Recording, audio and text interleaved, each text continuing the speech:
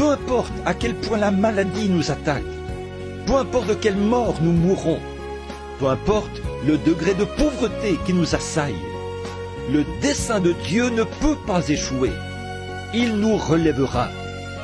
Parce que je vis, vous vivrez aussi.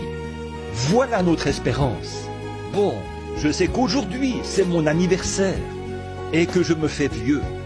Je me regarde dans le miroir et je constate que ce jeune garçon qui avait construit ce tabernacle n'est plus si jeune que ça. Il se transforme en homme âgé, aux épaules tombantes, à la barbe grisonnante, en train de perdre ses cheveux. Mais rien ne peut faire échec au dessein de Dieu. Rien. Aussi, je me repose avec assurance sur la promesse. Parce que je vis, vous vivrez aussi. Je dis comme Job autrefois, je sais que mon Rédempteur est vivant. Et au dernier jour, il se tiendra sur la terre. C'est un but que Dieu a. Il faut que j'accomplisse ce but. Ma vie entière doit être amenée à son but et à son programme. Il en est ainsi pour chacun de nous. Dieu a un but pour lequel le vieil Abraham a pu persévérer, comme voyant celui qui est invisible. Parce que c'était le dessein de Dieu. Il savait que Dieu lui avait fait cette promesse.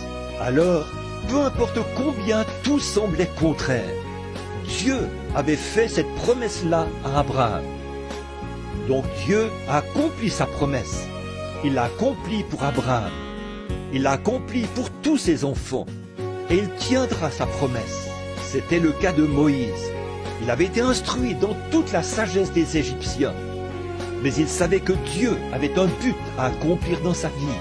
C'était le cas de Jochébed, sa mère, qui avait pris son bébé chéri, le plus beau de tous les bébés du monde à cette époque-là, un doux petit enfant. Elle l'a mis dans une arche et l'a poussé sur les eaux du Nil, où les crocodiles étaient devenus gras à force de manger de jeunes enfants hébreux, car on leur donnait pour nourriture les enfants hébreux. Et elle a pris son bébé et l'a poussé là, en plein dans les mâchoires de la mort. Tout en sachant ceci, le dessein de Dieu ne peut pas échouer. Dieu d'Abraham, prends soin de mon enfant et fais-lui accomplir le but pour lequel tu l'as suscité. Il n'y avait pas assez d'eau dans le Nil pour le noyer. Il n'y avait pas assez de crocodiles dans le monde pour le dévorer. Il était l'élu de Dieu. Et de même qu'il était l'élu de Dieu pour ce but-là, nous sommes les élus de Dieu aujourd'hui. Nous qui croyons à la résurrection du Seigneur Jésus. Et il n'existe pas de bombe, il n'existe pas d'enfer, il n'existe rien d'autre qui puisse détruire le dessein de Dieu. Nous aurons part à la résurrection, il le faut, c'est une promesse que nous avons reçue de Dieu. Le dessein de Dieu. Et Moïse, un homme d'âge mûr de 40 ans, qui avait été instruit dans des écoles.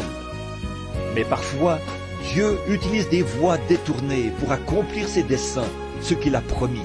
Voyez comment il a pris Moïse là, derrière le désert, et lui a fait entendre les cris et percevoir les tourments, alors qu'il titubait dans le désert, tout seul, exposé aux hurlements des vents, aux scorpions et aux cobras, et tout seul, là dans le désert, si bien qu'il était sur le point de périr. Il n'y a rien qui puisse faire échouer le dessein de Dieu. Dieu avait suscité Moïse, et Moïse devait faire ce que Dieu lui avait ordonné de faire, car le dessein de Dieu ne peut pas échouer.